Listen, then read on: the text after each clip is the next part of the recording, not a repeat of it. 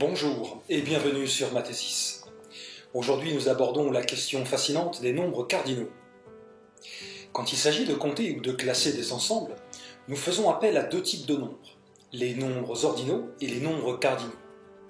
Alors que les nombres ordinaux nous aident à mettre en ordre une série d'éléments, premier, deuxième, troisième, les nombres cardinaux indiquent combien il y a d'éléments dans un ensemble. Mais comment définissons-nous précisément ces nombres cardinaux ?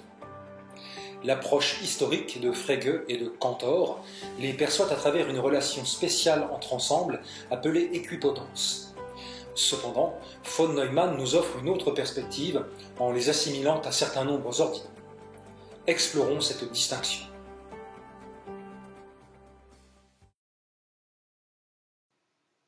Comment définir des quantités infinies ?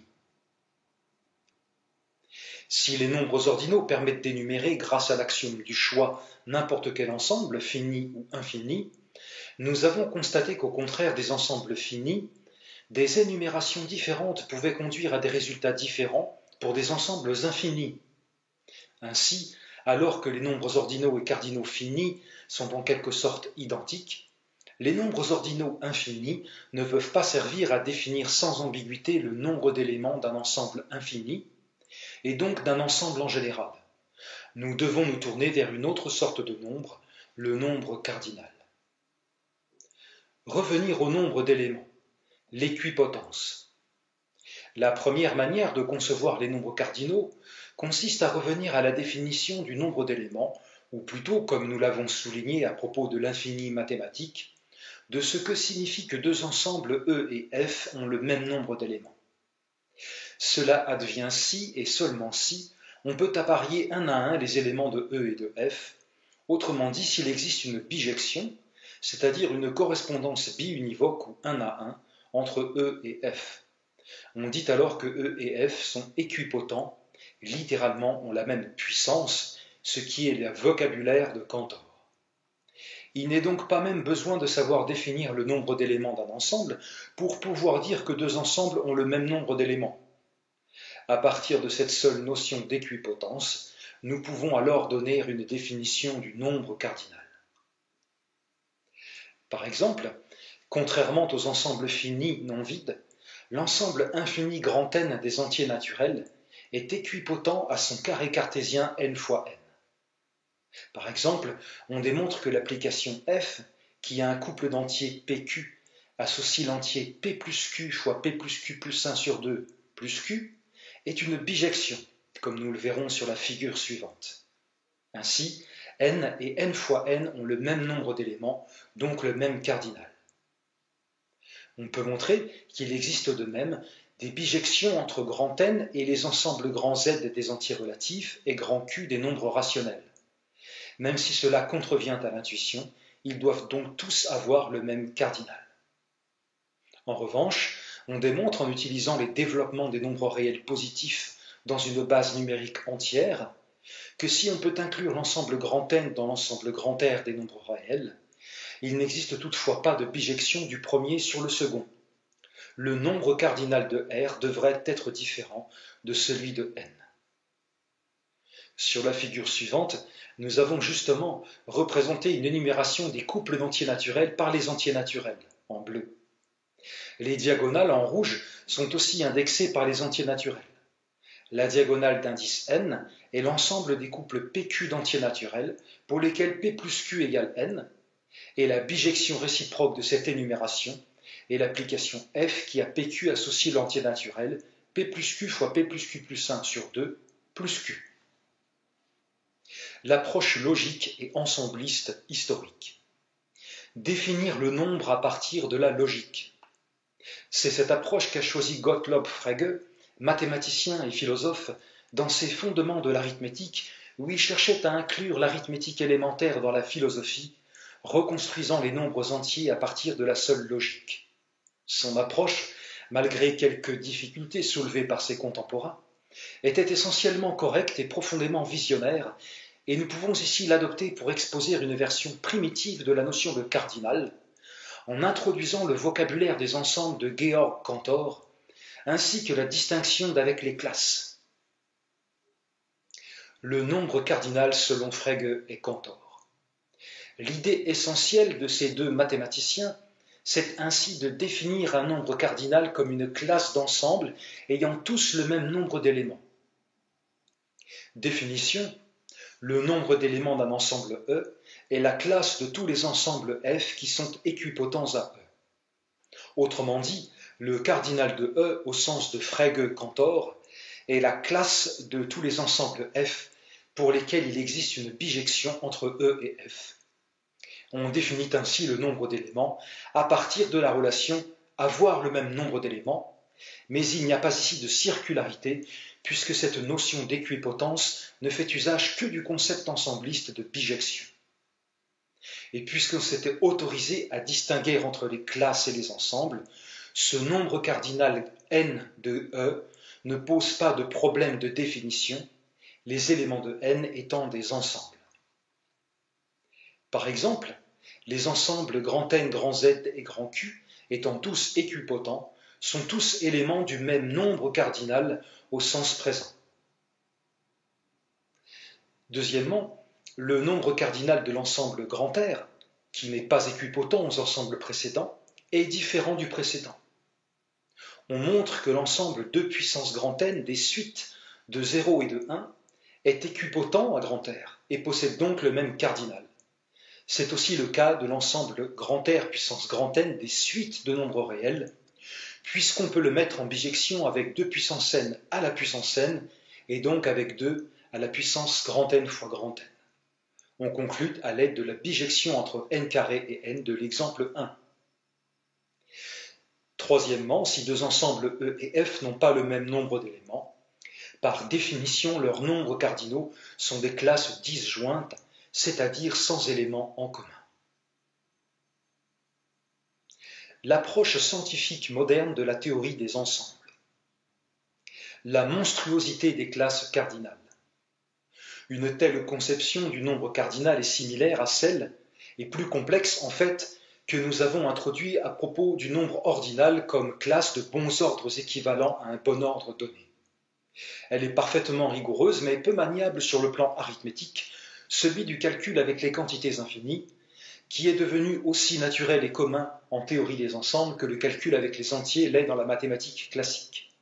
En effet, les nombres cardinaux ainsi conçus sont, excepté pour le cas très particulier de nombre zéro, qui est la classe ne contenant que l'ensemble vide, sont des classes propres, c'est-à-dire des multiplicités colossales dont la taille excède celle de tout ensemble et que Cantor appelait absolument infinies.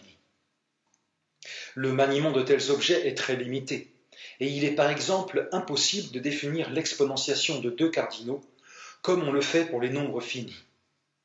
Si ces nombres convenaient donc au foisonnement initial de la logique mathématique moderne, il fallait toutefois leur trouver une contrepartie plus maniable et plus proche de l'intuition de ce qu'est un nombre. Définir le nombre cardinal comme un ensemble de même taille. Or, à cause du caractère formel du traitement de l'infini mathématique, il est peu probable que nous puissions échapper à la nécessité de définir les nombres cardinaux comme des ensembles. Toutefois, en accord avec l'intuition des nombres finis, où chaque entier naturel n est le cardinal de l'ensemble 0n, des entiers naturels qui lui sont strictement inférieurs, nous pouvons au moins chercher des ensembles qui ont le même nombre d'éléments que ceux dont ils sont le cardinal. C'est ici que nous retrouvons la théorie des ordinaux de von Neumann. Puisqu'il est toujours possible d'énumérer un ensemble E, le nombre cardinal ou classe cardinale de E, au sens précédent, contient en effet alors au moins un ordinal équipotent à E. Elle contient en fait, par définition de l'équipotence, tous les ordinaux équipotents à E, c'est-à-dire toutes les manières possibles d'énumérer E. Le nombre cardinal comme ordinal de von Neumann. La définition ensembliste du nombre cardinal repose donc sur cette constatation naturelle. Pour un ensemble E donné, son cardinal devrait pouvoir être choisi comme l'un des résultats possibles de l'énumération de E, autrement dit comme l'un des ordinaux équipotents à E. Comme en général il peut y en avoir plusieurs, le choix se porte évidemment sur le plus petit d'entre eux. La classe des ordinaux étant bien ordonnée, on peut en effet sélectionner le plus petit ordinal équipotent à E et poser la définition suivante. Si E est un ensemble, le cardinal de E est le plus petit ordinal de von Neumann de la classe cardinale de E. Ainsi, le cardinal d'un ensemble fini ou infini est un ordinal, de sorte que la classe de tous les cardinaux en ce sens, qu'on peut maintenant former puisque ce sont des ensembles, est une sous-classe de la classe des ordinaux. La relation entre cardinaux au sens de Cantor et Frege et au sens de von Neumann est donc la suivante. Si n est la classe cardinale d'un ensemble E, alors le cardinal de E est le plus petit ordinal qui est un élément de n. On a identifié ce qu'on appelle un représentant canonique, c'est-à-dire standard, de cette classe. Le paradoxe de Cantor, avec celui de Russell qui concerne la classe de tous les ensembles, et celui de Burali-Forti qui concerne la classe des ordinaux, ce paradoxe est le troisième grand paradoxe de la théorie des ensembles et concerne la classe des cardinaux. Nous en donnons ici une version avec la théorie des classes, analogue aux deux autres. Le cardinal successeur. Par le théorème de Cantor, pour tout ensemble E, l'ensemble P de E des parties de E est de cardinal strictement supérieur à E. Il existe en effet une application injective de E dans P de E, mais pas d'application surjective. Par conséquent, si K est un nombre cardinal, l'ensemble 2 puissance K est de cardinal strictement supérieur à K. Il existe donc toujours un cardinal strictement supérieur à tout cardinal donné. Or, puisque la classe des cardinaux est bien ordonnée par la relation d'appartenance entre ensembles, cela signifie que pour tout nombre cardinal K, il existe un plus petit cardinal lambda, tel que K est strictement inférieur à lambda. Par définition, si K est un nombre cardinal quelconque, le plus petit cardinal lambda strictement supérieur à K est appelé cardinal successeur de K et noté K+. Le cardinal successeur ne doit pas être confondu avec le successeur d'un ordinal. En effet, le successeur alpha plus 1 d'un ordinal infini alpha est un ordinal de même cardinal. Donc le successeur comme ordinal K plus 1 d'un nombre cardinal infini K, considéré comme ordinal, n'est pas un cardinal. La hiérarchie Aleph. De même qu'on peut définir des suites d'éléments d'un ensemble grâce au principe de récurrence de l'ensemble grand N des nombres entiers naturels, on peut définir des suites d'objets indexés par tous les ordinaux grâce à un principe de récurrence dit transfini. L'exposition de cette méthode dépasse le cadre de cette vidéo, mais ce principe permet, grâce à l'existence pour tout cardinal K du cardinal successeur K+, de ranger les premiers nombres cardinaux infinis en une suite indexée par tous les nombres ordinaux. Cette suite est appelée la hiérarchie des Aleph, Aleph étant la première lettre de l'alphabet hébraïque, et c'est comme toute suite une fonction des ordinaux dans les cardinaux, dont on note Aleph indice alpha, le terme d'indice l'ordinal alpha, qui est donc le alphaïème cardinal infini, sachant qu'on commence à alpha égale 0. Puisque l'ensemble grand N se plonge dans tout ensemble infini, son cardinal est le premier cardinal infini, c'est-à-dire le plus petit. Il ne s'agit de personne d'autre que l'ordinal oméga, ensemble de tous les ordinaux finis que nous avons rencontrés avec la théorie élémentaire des ordinaux, et qu'on note donc Aleph indice 0 quand on veut le considérer comme nombre cardinal. L'énoncé du paradoxe. Une version du paradoxe de Cantor, analogue au paradoxe de Russell et de Burali-Forti, s'énonce alors de la manière suivante. Théorème, il n'existe pas d'ensemble de tous les cardinaux, autrement dit, la classe des cardinaux est une classe propre. La démonstration de ce paradoxe repose sur l'utilisation de la hiérarchie des Aleph et sur deux axiomes de la théorie des ensembles, l'axiome de compréhension, qui énonce que l'intersection d'une classe et d'un ensemble est un ensemble, et l'axiome de remplacement, qui énonce que l'image d'un ensemble par une fonction est un ensemble. On démontre ainsi facilement que la fonction Aleph est une fonction injective de la classe des ordinaux dans la classe des cardinaux infinis. Supposons alors par l'absurde que la classe des cardinaux est un ensemble. Par l'axiome de compréhension, C'est aussi le cas de la classe de tous les cardinaux de la forme Aleph alpha, qui est l'image de la classe des ordinaux par la fonction Aleph. Par l'axiome de remplacement, la classe des ordinaux est donc aussi un ensemble, comme image réciproque de cette classe par la bijection inverse Aleph-1. Et ceci contredit le paradoxe de Burali-Forti. Par reductio ad absurdum, on en déduit que la classe de tous les cardinaux est une classe propre. Les cardinaux finis. En traitant des nombres ordinaux, nous avons précisé que grâce à l'axiome de l'infini, la classe oméga des ordinaux finis est un ensemble qui fournit un modèle de l'arithmétique de Peano. Les ordinaux finis peuvent donc servir de représentation ensembliste aux entiers naturels, puisque l'opération successeur, qui associe à un entier n l'entier n plus 1, est représentée par le successeur des ordinaux. Or, s'il faut distinguer nombres ordinaux et nombres cardinaux pour les ensembles infinis, ce n'est toutefois pas nécessaire pour les ensembles finis. Tout ensemble fini est équipotent à un seul ordinal fini, quelle que soit la manière dont on l'énumère. Ainsi, il n'existe qu'un ordinal de von Neumann par classe cardinale d'ensemble fini, autrement dit les ordinaux finis et les cardinaux finis coïncident. L'ensemble Aleph 0 égale oméga des ordinaux finis, qui est aussi le plus petit nombre cardinal infini, est donc également l'ensemble des nombres cardinaux finis.